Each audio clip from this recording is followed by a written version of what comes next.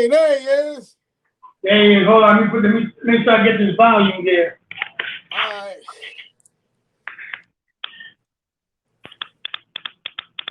Go ahead, say something. Hey, for all my There we go. listeners, baby, we got Big Rob in the building. Hey, What's up, y'all? is you still going by Big Rob? Or is it just Rob Rodriguez these days? Ron Rodriguez. Once I lost that 60 pounds, you had to get rid of the big part. While you doing all that, baby, for all my listeners, man, I got the opportunity, man, to sit down with one of the greatest comedians or the funniest comedians in the game today, man. You know what I'm saying? Me and my co-host, AZ Chemistry, is in the building. Yo, AZ, man, we got a lot to talk about because AZ ain't been with me in a minute, you know what I mean? So this is kind of like a special night. You know, when we got Rob, we got AZ. Hey, man, we get ready to crack it off, man. You know what I'm saying? So, AZ, baby, how they treating you out there today, baby? Man, I can't get no better. Things are great. That's what's up. Rob, what's up, baby? How's it going out there, man? Listen, the hustle is real. I'm out here in, I just got off stage. I'm in Louisville, Kentucky. And, you know, this comedy's been good to me. Comedy life has been good. And, you know, I'm blessed. You know, I can't. No doubt, baby. Tell everybody where you originally from. Let's crack it off like that. Where you originally from and how long you been putting your work in. I rep New York, even though I've been in Arizona almost 20 years. Everybody's like, come on, you ain't from New York no more. Come on. Once you from New York, you from New York. Unless That's right. you from like upstate New York or Yonkers, some nonsense like that. Yeah, that's what it is. What was the inspiration, man? Because I know you got short time. What made you want to be a comedian? Why was Rob so fucking funny where he wanted to be a comedian? So the thing with that is, what ended up happening, I moved from New York to Arizona. You know, my parents had retired out there, all my siblings. And when you go from East Coast to West Coast or Southwest, it's almost like a culture change. We can attest to that. Listen, the stuff that I saw, the nonsense I saw going on in Arizona was eye-opening. And actually, I would crack jokes about it. Because everything in Arizona was just white and Mexican. Mm-hmm. And the Mexicans were being treated was kind of crazy because they the Mexicans, you know, they built Arizona. You know, Arizona is derived from a Mexican word. But, you know, it was just crazy. You know, you don't get away with that in New York. In New York, yeah, your people, if you Puerto Rican, if you Dominican, if you black, if you Caribbean, you know, that's what you are. You're not getting away with just segregation no more, not on the East Coast. Yeah. So anyway, that's what ended up happening. I started thinking about going to I did an open mic, not even an open mic, it was a contest. And I wrote my first set. I always wanted, you know, I was friends with a lot of comedians, but I'm like, let me try it. And that's what I did. I just went on stage, talked about that. Matter of fact, before I even got on stage, the guy that went on before me was this a disabled comedian who we're friends to this day. And then everybody was giving him the sympathy vote, so I had to follow him. When I followed him, I kind of went in on him, you know what I mean? Like, they had to put him on stage with a wheelchair. I was like, so you want to impress me? He should have popped a wheelie and jumped off the stage. And everybody that would be impressive. So, you know what I'm saying? So, yeah, that's what got us into all of this. So, but and then coming from New York, you know, a lot of New York is, you know, we naturally fun, but you know, to take it and put it on stage, that's a whole nother, you know, that's a whole nother level right there. So I had the opportunity to watch you do your thing in New York when you was at Caroline's with the bulletproof vest on, and man, what was that with the thong and all that? What? I mean, that was some funny ass. Where did that come from? Well, you know, that was actually very early. That was only shit. That was like 17 years ago, 16 years ago. I found if you look at the funniest comedians outside of even like maybe Kevin might be the only one, but even Right. his acting career, Martin Lawrence, Eddie Murphy, all of them were visual comedians. Mhm. Jamie You know, Foxx. they were all actors, they were all comedians in living color, all of that. So I always tied the two together. Like I thought jokes are good. White folks do jokes, you know. Minorities do visual comedy. So at that time, like even with the bulletproof vest, you know, I turned that into a Martin Luther King joke or Coming to New York, you know. The thong joke is because at that time you could, you know, you could talk about that, you know, and stuff like that with people see the visual. I can tell you a thong joke, but if I show you me wearing a thong, it's even Right. funny. Very, very true. Yeah, I can relate to that. What you're saying that I'm from Jersey and Sangria's from New York. We both live in Arizona, and we feel the same way. You can take me out of Jersey, but you ain't gonna take the Jersey out of me. So we are. That's how it is. It stays. So being a comedian these days, and you hit on some really good things, whereas you're able to kind of make light of the disabled and the comedians today, just being from the East Coast, just being a little bit more physical. Today, I think comedy has gotten so soft. I feel like it's so sensitive. Like you just can't really, they're always wanting to apologize for saying this or that. So how do you think your routine has evolved or changed, or how's that affected the way that you do comedy? So, you know, the biggest thing is, so comedy came late for me. You know, I'm not gonna tell my age on here, but I'm older and I've been doing it 18 years. I didn't start comedy until I was in my 30s. Okay. And what ended up happening was I grew up, you know, Puerto Rican household. I grew up in minority neighborhoods. I grew up with blacks, you know, like we didn't hold back. You know, we spoke about how we felt, and it was always in love, you know, so you say words. What happened now is I'll actually show you my new shirt. I gotta find it somewhere. So what ended up happening was in finding an identity in comedy, I found the best one. Speaking the truth is what people respect.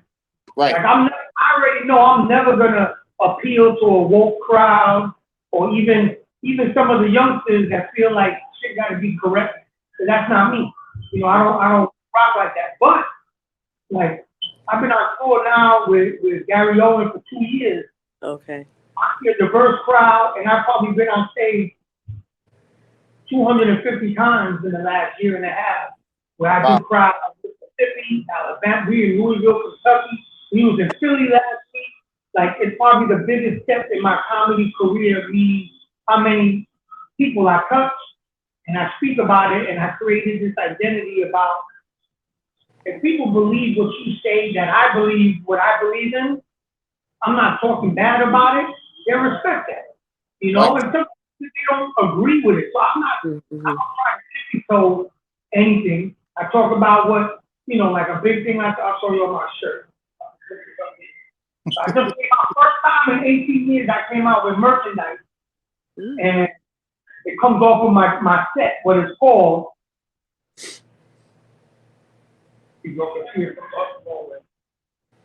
Yeah. Now that's exactly what I'm talking about. That's one of the R word. They saying you can't say this, you can't say that. This is offensive. That don't go with me. Like what happens is, it's almost like it's relationships and everything in life. If people believe, if people understand what you believe in what you say, like the word retarded, that was a term of endearment growing up. You know, my father, you fucking retarded. I'm like, thank you, Dad. Yes, right. Yes. You know? Yes. And then when people do stupid shit now, right. Oh, you special needs? No, nigga, you're not special needs. You retarded. On the school bus. You fucking retarded. I talk about sexuality. The thing about sexuality is, when it becomes so sensitive, we didn't care. We need all these letters. They adding all these letters now. Oh my God, we're running out of letters. Wayne Brady came out this week talking about he's a pansexual. Right. There's no such word. So now we got to add a P. Do we got to add a P to the letters now? If you Google that, that's it. The P is the definition of pansexual is bisexual, homosexual, all mixed into one. That means you go both ways. He sounded like trisexual, like he want to just try anything. Yeah, that's right. That's a good one. I'm gonna add that one. You can't have it. You can't have that one. No, just kidding. You got it. You good. You good.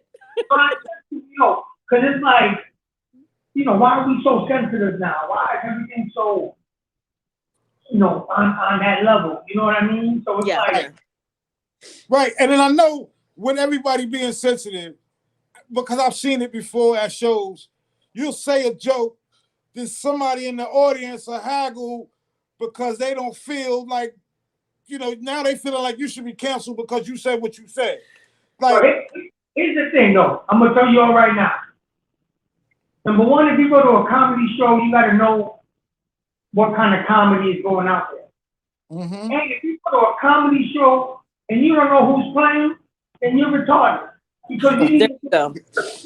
I feel like there's a thin line nowadays between teasing and bullying. I grew up in a household where they tease you. Like, if you look crazy, you dress crazy. Like, my mom had no problem. She just spoke her truth. And it was always the way she would say it that was funny. So they say there's always truth in jest, but she would always, say it funny and teasing. And so now I just think we're just creating a whole generation of really soft. We have to be so sensitive to everyone.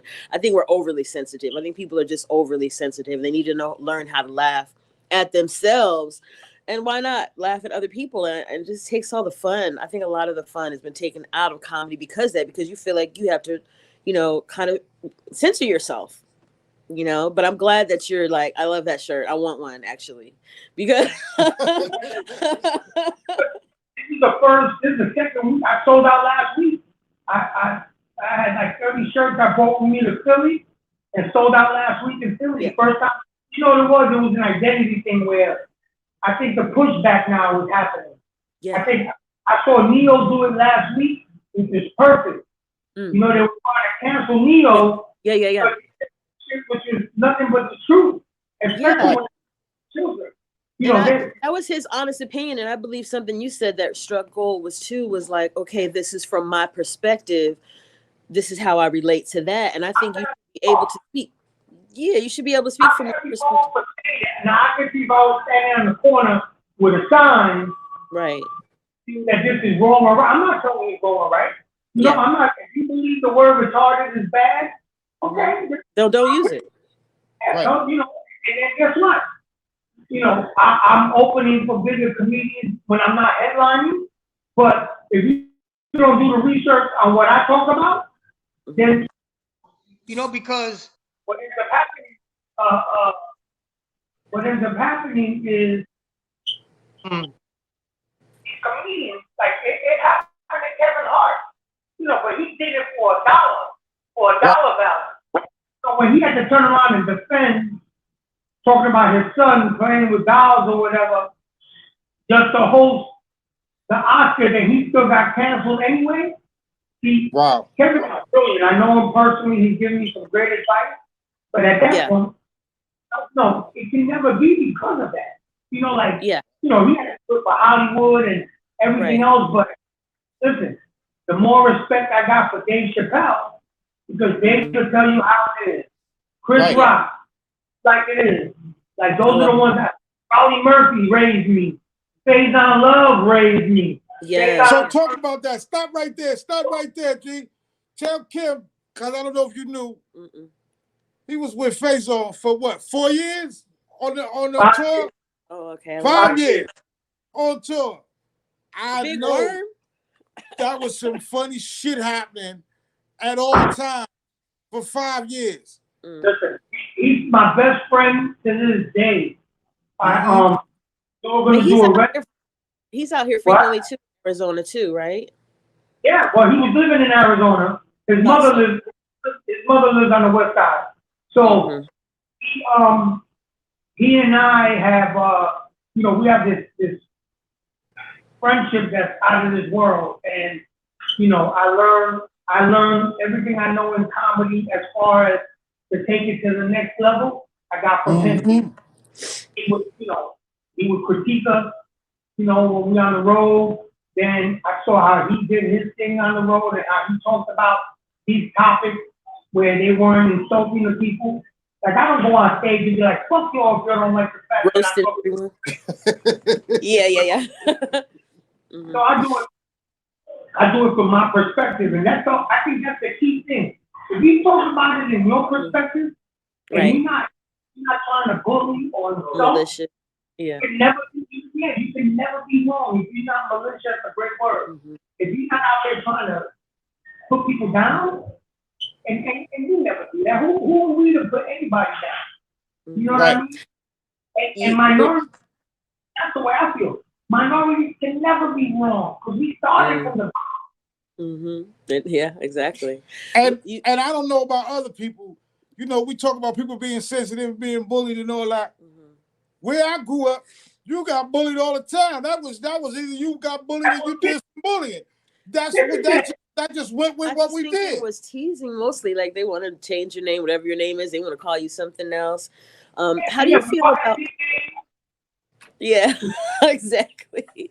Well, now you talked about Kevin Hart. You touched on that, and I think that's interesting. How in society today they want to continuously blame you for things that were done years ago. Like whatever he said, as I recall, that was said earlier in his career. They just going back digging up stuff, and so even so, at that time, it was a different temperature. With when, like you said, retarded was a word that was common for us to say, to use in text, in text back then. And so now it's not good. So now we're in trouble because we said it when we didn't know that in the future it was going to be, I don't understand. I don't quite understand how you could, go so deep to blame somebody for something that was said or felt, or even if they did feel that way. I mean, it was so many years ago. Are you worried about any of your past routines coming to haunt you? So I shot my special. It was almost a year and a half ago, and Netflix was on board to buy it, and then they love the concept, they love everything I shot in 3 different cities in Arizona, and then somebody came across and was like, some of this we can't use, we have to reshoot or change it, and I said no. I said, because that's not me. Right. I'm like, first of all, comedy doesn't pay not a bill of mine, not one. I'm a self-made millionaire, and comedy, and it's not from comedy. So, and I'm not bragging about that. That's just some hard work. That's the hustle. So, right. I got a house in Hawaii. I got a house in Arizona. You know what I mean? I own a couple of businesses. My wife owns a business. We strong on that. And when I do comedy, I learn all the time. Like I said, I'm open for everybody. Kevin, PL, Cat, all of them. Stayed down for 5 years on the road. Gary, I'm with Gary now 2 years on the road. And I learned this business, and I learned from these guys that are millionaires from comedy and acting, And right. I can never let it define me, no matter what it is. It'll come up, sometimes it comes up. But listen, it wasn't I was running around talking about, those faggots. Yeah, faggot is a derogatory word. But, when we say it, that wasn't, but I like, that's one word I won't cross the line with. Right. That was really hurtful, But then now you take the regular word, and now you're trying to teach me pansexual. No, fuck that. I'm not calling it pansexual. Right. Asexual? What's asexual? You fuck yourself? I mean, you are asexual. Men are always like that. You women too. Isn't everybody asexual? When you get older, I'd rather play with myself and eat a sandwich. Take myself out for breakfast, That's how it works. Right, no doubt. Growing up in Arizona when you were here, how many times were you mistaken for Mexican? Every day until I open my mouth. The minute they hear me, And I'm like, nigga, what you saying? They're like, oh, shit, what you saying? I opened up to the funny story about the N-word. I did 6 years ago. I was on a committee that it was the first urban comedy award show. We were doing it by the Apollo in New York, and I was on the committee, and I was tapped to open the show. Now on that show, listen to this lineup. They were giving awards to Lunel, George Wallace, D.L. Hughley, Paul Mooney, Joe Engai, Tory, Adele Gibbons, Marshall Warfield. These are all the people that were on the show. Wow. I opened the show, right? And I'm like, I got up there. I got busy. I got to play it one time. I got to edit it. And I told them all, I said, listen, I know you're looking at me like, what's Poppy doing up there? I said, but when my cousins was out the bodega playing dominoes, I was in the staircases playing field and playing dice with all my black homeboys. You know, I learned the word nigga to me was a term of endearment. You know, and that's how to this day. Right. I never did it around. My kids are all half black. And I know that's like something a white person would say. Well, I got black friends. No, all my kids, my wife, my ex-wife, is black. You know what I mean? I grew up like culture. I grew up in Uniondale and Hempstead, Long Island. All my friends were black. You know, I had white friends also, but I grew up with that culture. Then I moved to Arizona, and I was like, then they do that Mexican, and then I took like a little bit of an insult only because of not because of Mexican, but how. You know, how you gonna talk about the people, but you take your family out for tacos on Friday? You know what I mean? Right. Coming in, but you going to Filiberto's to eat, Mexican food, or you want Mexican landscape, or you want Mexican to paint your house, you want them to fix your house, build your house, you know, you want them to do all vacationing in Rocky Point. You shopping in Tijuana. Want to go to Rocky Point where you can afford San Diego. You know, like, that's some real crazy shit. That's what's happening in Hawaii right now. In Hawaii, as tragic as that fire was, they don't really care. Out of a humanitarian, because I live in Hawaii now, too, part-time. They don't care about that fire because that was an all-white town in Maui. There were no natives. There might have been a handful of natives that was out, but the natives couldn't even afford to live there. So that's like a white town in Mexico getting burnt out, and there was no Mexicans in that town. Nobody gives a fuck. Right. Because they couldn't afford to live there. They pushed all those Hawaiians out. Wow. So that's what you're not seeing in the news right now. That's why I kind of on the other day about I put a thing out on my social media yesterday because a lot of people were calling me, oh, I heard about Hawaii, your house okay? I'm like, yeah, I live, I'm on the west side of Oahu, which is another island. West I live in a native private community, but I live in a native town. I support the native store there. I go to the beach with the natives. I don't do the swimming. I'm out there. That town that got messed up in Hawaii, like I said, rest in peace, the people that died, those were all white people that lived there for years that took that land technically from the Hawaiians. Because the Hawaiians they couldn't afford to own it. So that's why you don't hear that in the news right now. You don't see no Hawaiian people complaining about they lost their family, right? They got like the way you do in a tornado hit Alabama, Mississippi, they show you the people that live there and they're affected. You haven't seen any of that in Hawaii. Look at the hunch. They're talking about how this historic Hawaiian town got knocked out. And it only got knocked out because it got knocked out because these white people lived there and had disregard for the island. It's funny how Jeff he just sent $100 million, Jeff Bezos, in relief effort to this little town, and it's only because he had the house not so far from it. So that's how Arizona is. Not to get off topic, but that's how Arizona is. I was gonna say it sound like they live in the town of Gilbert over there where you at. Yeah. I tell people I live in, I said, yo, I opened up with this joke in Arizona. I said, yo, where's my west side? Where's my south side? I'm like, I said, I live in the good town of Gilbert. And everybody started laughing.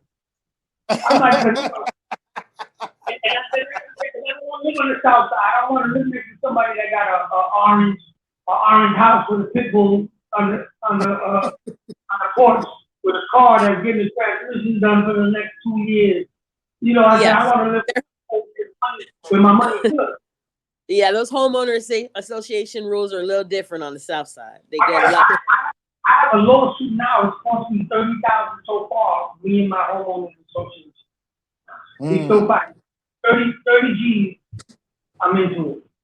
I'm not a fan of homeowners associations. Yeah, That's a whole nother story. HOAs. Yeah, sorry. All the houses I bought, and I'm like, if it's an HOA in the building, I can't be there, man. Because I'm from Brooklyn, and it's going to turn out bad. You know what I mean? Exactly. Yo, so, bro, I know you've been on tour for 2 years with Gary Owen.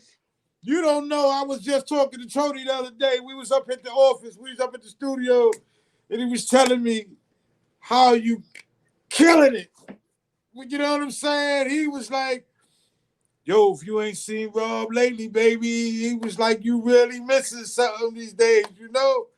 What's the difference? You know, you feeling more comfortable on stage, you getting if you understanding life a little better, what's good? Faison used to tell me, right? Faison, the only thing that makes better is getting on stage as much as you can, right? Yeah. And then the singing stage, but we're limited. When I started in Arizona, it was one room. Now you got 20 rooms in Arizona. So what happens is, when I was in Arizona, I used to fly to New York. When you saw me at Caroline, I flew on my own dime just to do an open mic night in New York because I wanted to get better and I wanted that culture. So now, 5 years I did with Faison, the 2 years I've done with Gary, I got to see the world. You know, I got to talk to like people in Mississippi, they never, a Puerto Rican dude get on stage and open a show. They don't know what right? Because they never see it. That's the thing that white people that live in those towns and never seen a black person or just live with them. So I got to work, and I got to work for my show. They don't know me. They came to see somebody else. My job is to open the show and get them. And I can't tell you if I had $1 for every time somebody told me when I got on stage. It's like, yo, we didn't know you, but we know you now. And you were so unbelievably funny. And I post that on the weekends when I'm in different cities, so you can see it on the way people comment, because it's real talk. But yeah, the experience, like, of me going up, and like right now, we just did a 4 o'clock show on a Sunday. They added 2 shows this weekend because we sold out all the shows. Now, a 4 o'clock on a Sunday to do some comedy is tough. People, Sunday, 4 o'clock, but it was packed, and I had to get up there and hit him in the head, and I told him that, and this is a black town. So I come out with my suavemente, and I hit him in the head like, yo, that's fucked up. Y'all looking at me like I'm Pitbull. And I just, boom, I go in on them right then and there. And, I work wow. But you know what? People know one thing I have learned, the difference is people can feel you when you believe in what you do. Like what you're doing, on screen, on radio, and everything else. People feel your words.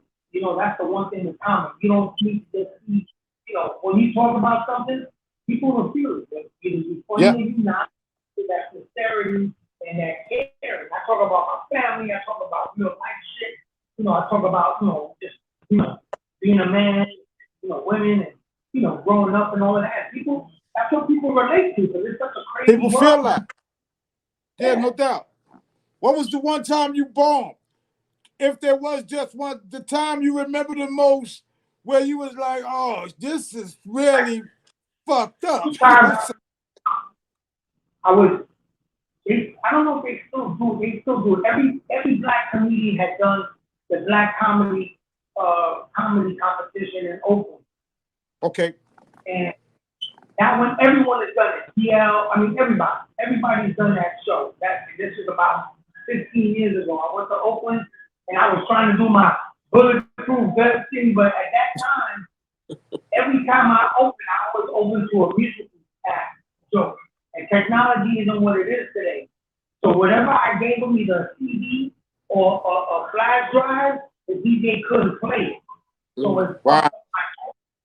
So when I came out, I came off kind of off beat, and I wasn't ready to recover. And I was in Oakland. That whole Oakland West Coast shit is different. Right. You know, so I went there like, and boy, did I lasted 5 minutes. So bad, it was a comedy competition for the weekend. I didn't even stay the rest of the weekend. I went back to the room right after I got off stage, packed my shit, and changed my flight on Southwest and came back to Arizona. So Wow. that time, the biggest time besides that, I was in New York. I don't know if you remember in Queens, they had Manhattan Papa, which is a little dive on Linden Boulevard, and Bruce Fraser. Yo, on Linden Boulevard and Fountain up the block at the diner. Yeah. So I went there. I was opening for Roberto Vanderpool that weekend at Caroline, but I wanted to do a warm-up night at this spot, and it was all black, small. The stage was like 5 feet by 5 feet, and I got a tiny spot in Crown's Chicken on Linden Boulevard. I went on stage there, and my first joke was like, yo, I see the beautiful black women, but you know, black women in here, you know, black women don't like to suck no dick. I said something slick like that, and they was eating wings in that, and all the black women was like, like they got in on me. I think I lasted 85 minutes, same thing. I ran out of that show so fast, like go my wake up. But that was early on. Since then, I can honestly say I act slow at night, but when you do this with a passion, you do this with a passion, you don't worry about that. Like, you know, I get a little bit nervous, but you know, we just sold out the Palms in Vegas, so there was almost 3,000 people there, and I opened, you know, I wanted to open. They gave me the choice. They wanted to go open or I wanted to go in the middle. I'm like, no, I want to open. I need to set the tone. I went there and just killed them the thing. Yeah. But when they talk about the greats of comedy, there's not a lot of Puerto Rican names that come up. So how do you feel being basically a trailblazer in comedy? I am the only, just so you know, the only Hispanic feature or opener doing urban comedy today consistently for the last 7 years. I believe it. I was sitting here trying to think. I have to give kudos to my guy Mark Vieira. But Mark Vieira does mainly Hispanic rooms. He can do urban rooms, but he's part of the New York comedy. He came up with talent and Capone and all of that. So he can do all the urban rooms, but he doesn't do it. Same thing with other guy Corey Fernandez. He lives in LA. He's originally from New York, but he's been in LA so long, he doesn't do it consistently. I'm the only one. Like I said, I see DL, I've been with Cat, nobody's done what I've done with all the major headlines. The only one I never worked with was Fed. But otherwise, all of them, they all know me, and all the B comics know me, and I'm the only one that does it. So that's just a love because I love urban comedy. There's no other comedy. Wow. And I want to talk Shout a little out bit to you about for that. So I also know, because one of the first times Kim, I called Rob up and I told him we was doing a comedy thing. First thing Rob was like, yo, I'm there. And then secondly, he was like, he wanted to bring some local comics that you also opened the door for a lot of local comics, man. So I want you to talk a little bit about that. I don't know if you got some type of group or foundation, whatever it is, or whatever that you do, man. Just talk a little bit about, man, how you support the other cast that's coming up behind you, baby. You know, and what's so important about that is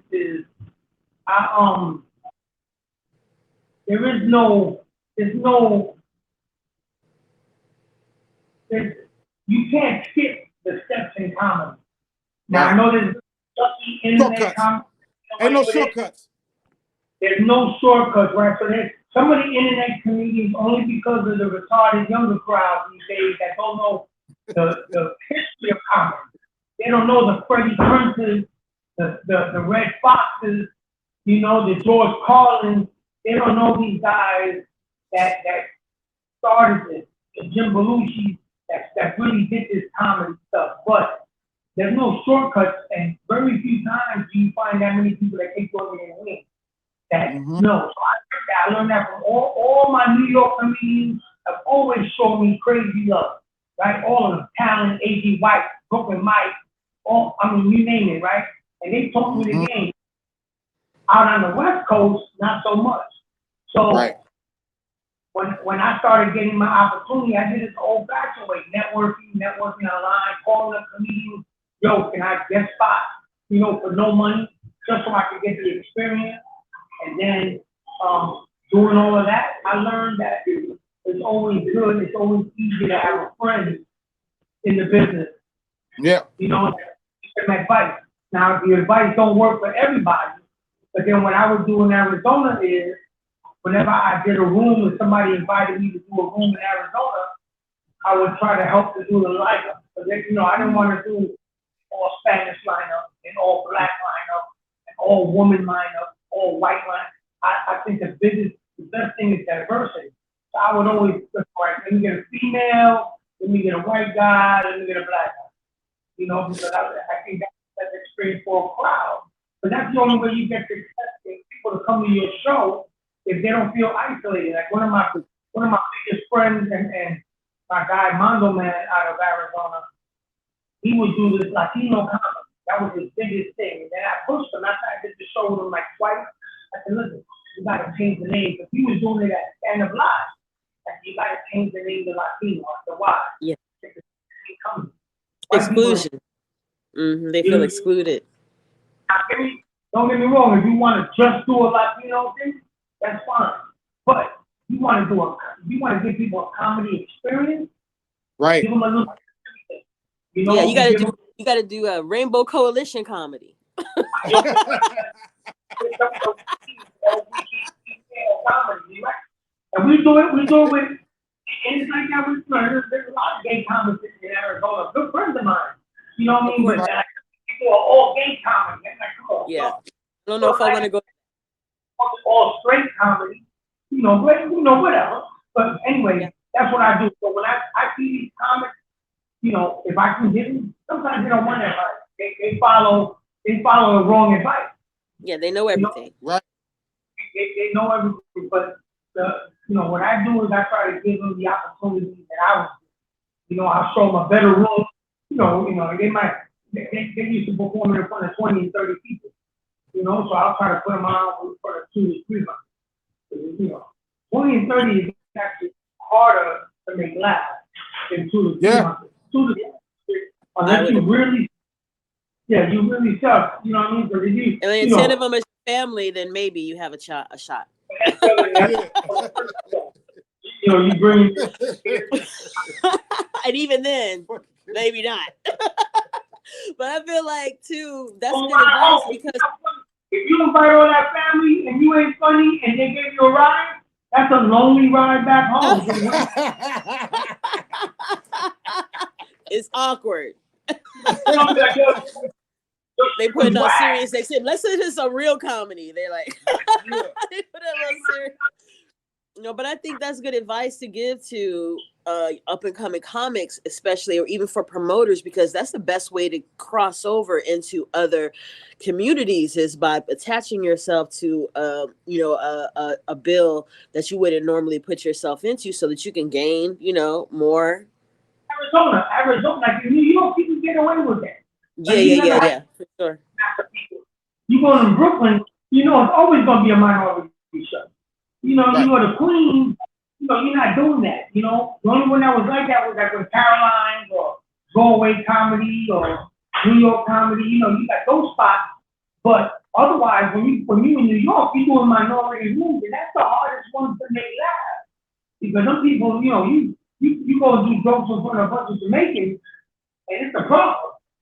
You know what I mean? Like you better be funny, because these Jamaicans, they're the hardest ones to make laugh. Book. No. Book, you know what I'm saying?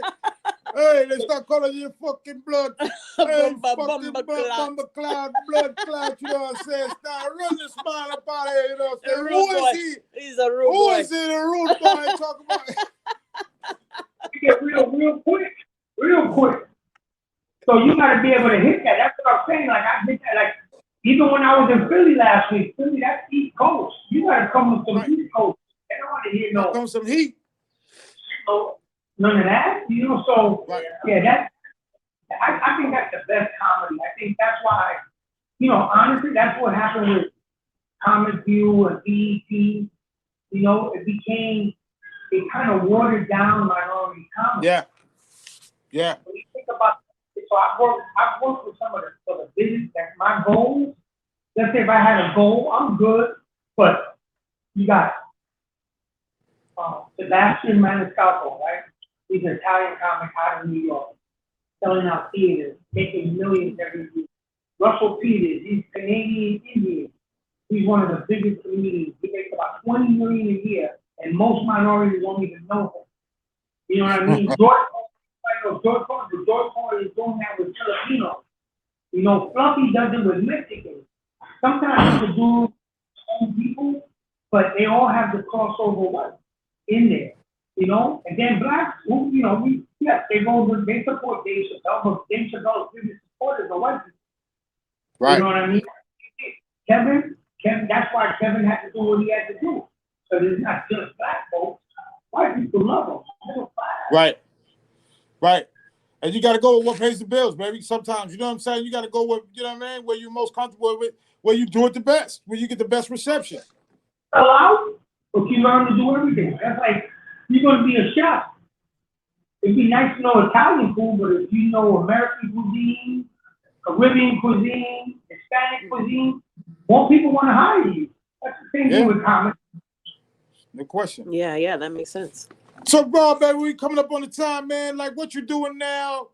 I'm thinking, don't you got a special that you taping as you moving around? Like, what's the plan?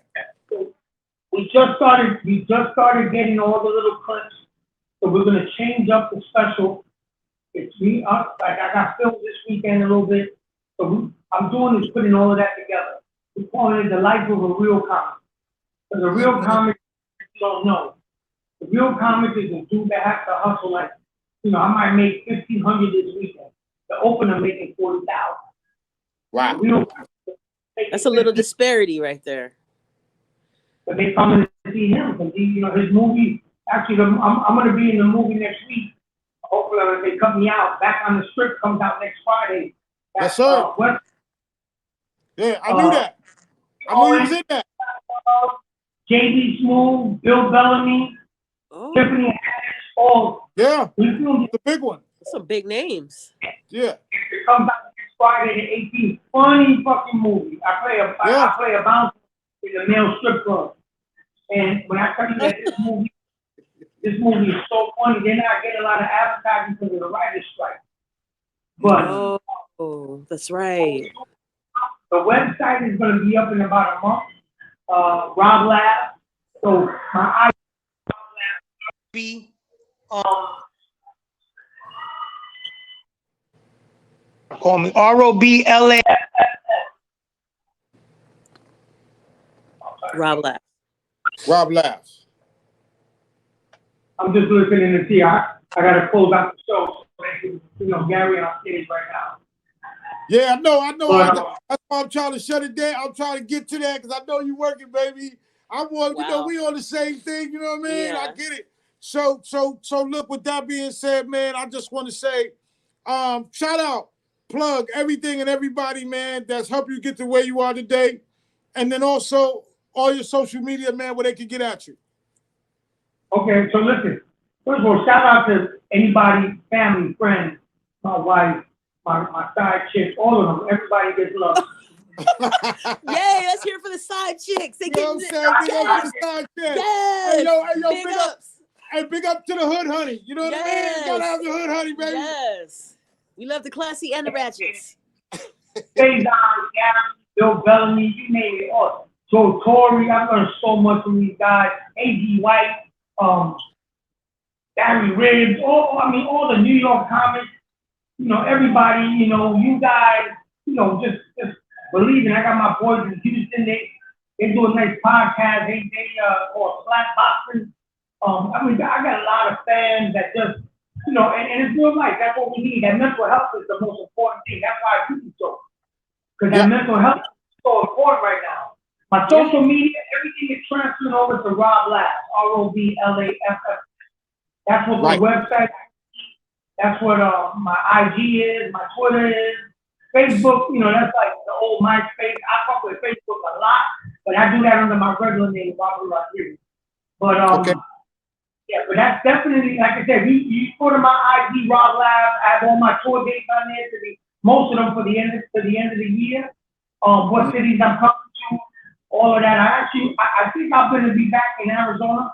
I'm negotiating with the Celebrity Theater now for November. So it might be like the day before Thanksgiving we're talking about right now. So that might be the next time I'm in Phoenix. Otherwise, it won't be until 2024. Okay. We'll be looking forward to that. We'll be looking forward. Yeah, no doubt, baby.